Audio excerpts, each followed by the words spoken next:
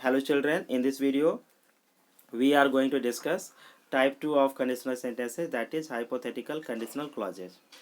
जैसा कि इसके नाम से ही क्लियर हो रहा है, hypothetical. Hypothetical means ही होता है unreal, imaginary. So this clause contains a condition that is unreal.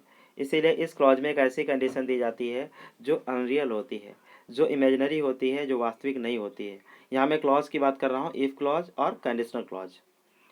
The condition stated in the if clause or conditional clause is not likely to be fulfilled in the present. It means इसका जो if clause होता है या conditional clause होता है, उसमें जो condition state की जाती है, जो condition दी जाती है, वो present time में पूरी नहीं होती है, वो केवल एक imaginary condition होती है.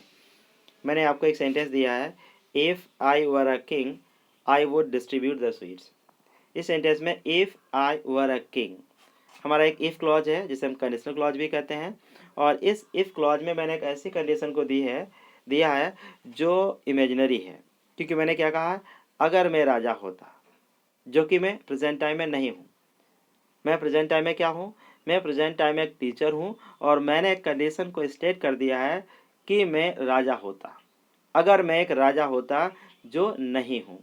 तो इस तरीके से बिल्कुल क्लियर हो गया है कि जो इसका इफ़ क्लॉज होता है, इफ़ क्लॉज में एक ऐसी कंडीशन को दिया जाता है जो प्रेजेंट टाइम में पूरी नहीं होती है, केवल एक इमेजिनरी और अनरियल कंडीशन होती है. इन सेंटेंसेस जो रूल्स है बहुत ही सिंपल होते हैं. There are only 3 rules. First one, the verb in the if clause must be in simple past tense.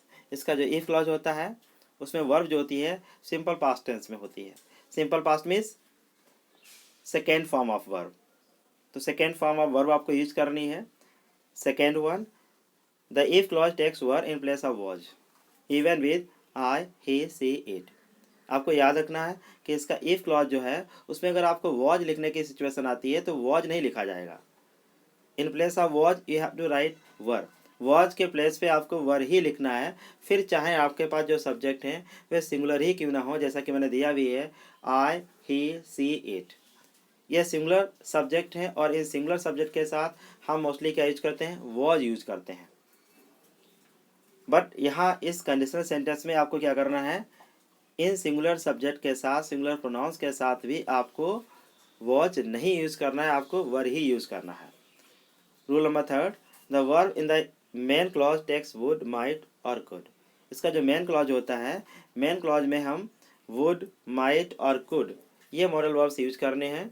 और आपको ये भी याद रखना है कि इन मॉडल वर्ब्स के बाद हम हमेशा वर्ब की फर्स्ट फॉर्म ही लगाते हैं. ये केवल कंडीशनल में नहीं है, कोई भी सेंटेंसेज हो अगर आपने ये वाली मॉडल वर्ब्स लगा दिए हैं तो इनके साथ हमेशा वर्ब की फर्स्ट फॉर्म ही लगाई जाती है. मैंने आपको एक स्ट्रक्चर भी दिया है, लेकिन इससे पहले मैं एक बार आपको फिर से रिमाइंड करा दूं कि हमारा जो कंडीशनल सेंटेंस होता है उसके 2 क्लॉजेज होते हैं, if clause and main clause. Usually क्या करते हैं, हम इफ क्लॉज को बिगिनिंग में लिखते हैं, मेन क्लॉज को बाद में लिखते हैं. लेकिन आप इफ क्लॉज को बाद में, मेन क्लॉज को पहले भी लिख सकते हैं. जैसा कि जो पहला आपका एग्जांपल है, if we took the car we would benefit. इसमें मैंने इफ क्लॉज को पहले लिख रखा है और मेन क्लॉज को बाद में लिख रखा है. इसी सेंटेंस को आप इस तरीके से भी लिख सकते हो, we would benefit if we took the car. इस सेंटेंस मैंने क्या कर दिया, मेन क्लॉज को पहले लिख दिया और इफ क्लॉज को बाद में लिख दिया. तो मैंने जो आपको स्ट्रक्चर दिया है वो इस कंडीशन के अकॉर्डिंग दिया है कि अगर आपको इफ क्लॉज पहले लिखना हो, तो अगर आपको इफ क्लॉज पहले लिखना हो उस कंडीशन में आपको क्या करना है, सबसे पहले आपको इफ लिखना है, उसके बाद सब्जेक्ट, उसके बाद verb in simple past tense. आपको ये भी याद रखना है कि अगर आपका इफ क्लॉज नेगेटिव है तो पास्ट टेंस में नेगेटिव क्या होगा, डिड नॉट प्लस वर्ब की फर्स्ट फॉर्म. उसके बाद अदर वर्ड्स अगर कोई दिए हैं वो यूज कर रहे हैं, उसके बाद सिंगल कॉमा लगाना है, उसके बाद सब्जेक्ट लगाना है मेन क्लॉज का, उसके बाद would, might, could, any one out of these 3 model words. यहाँ भी आप वही कर सकते हैं, अगर आपका जो मेन क्लॉज नेगेटिव है तो आप इन मॉडल वर्ड्स के बाद नॉट लगा सकते हैं. उसके बाद वर्ब की फर्स्ट फॉर्म, उसके बाद अदर वर्ड्स अगर कोई दिए हैं.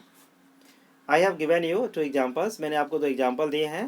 First one there is given, if we took the car we would benefit. इसे मैंने दिया अगर हमारे पास कार होती तो हम बेनिफिट होते. तो अकॉर्डिंग द रूल्स के अकॉर्डिंग मैंने क्या किया है, I have used took. Took क्या है? Second form of take. Take की मैंने सेकेंड फॉर्म यूज की है। मीन्स हमारा जो इफ क्लॉज है वो सिंपल पास्ट टेंस को बिलोंग करता है, जैसा कि रूल नंबर 1 में दिया गया है। और इसका जो मेन क्लॉज है, मेन क्लॉज मैंने क्या किया है? वुड प्लस वर्ब की फर्स्ट फॉर्म यूज की है, जैसा कि रूल नंबर 3 में दिया है। और इसका जो सेकेंड एग्जाम्पल है, if I were you I would challenge him. इसमें मैंने क्या किया है? मैंने आई के साथ वर यूज किया है, जबकि आई के साथ यूजुअली हम वॉज यूज करते हैं, लेकिन मैंने कंडीशन आपको दे रखी थी, मैंने आपको रूल दे रखा था, सेकेंड वाला दे रखा था कि आपके पास चाहे सिंगुलर सब्जेक्ट हो, कोई भी हो, आपको वर ही यूज करना है इन प्लेस ऑफ वॉज। तो यहाँ मैंने जो वर यूज किया है, it means I used were according to the rule number second. The if clause or conditional clause, as I have given in the beginning, often refers to something unreal or imaginary condition in the present. एक बार मैं आपको फिर से याद दिला दूं कि जो if clause है, या जिसे हम conditional clause भी कहते हैं, इसमें एक ऐसी अनरियल या इमेजिनरी कंडीशन को दिया जाता है जो प्रेजेंट टाइम की होती है और जो प्रेजेंट टाइम में कभी पूरी नहीं होती है। जैसे कि मैंने एग्जांपल फर्स्ट वंस अगेन मैं कह सकता हूँ कि if we took the car, अगर मेरे पास कार होती, जो कि रियल में नहीं है। तो यहाँ केवल हम इमेजिन कर रहे हैं कि अगर मेरे पास कार होती। मुझे लगता है कि आपको ये समझ में आ गया होगा। और इसका मैंने जो टाइप 3 है वो भी हिंदी में दे रखा है, लेकिन ये यूट्यूब पे है, आप सब्सक्राइब कर लीजिए।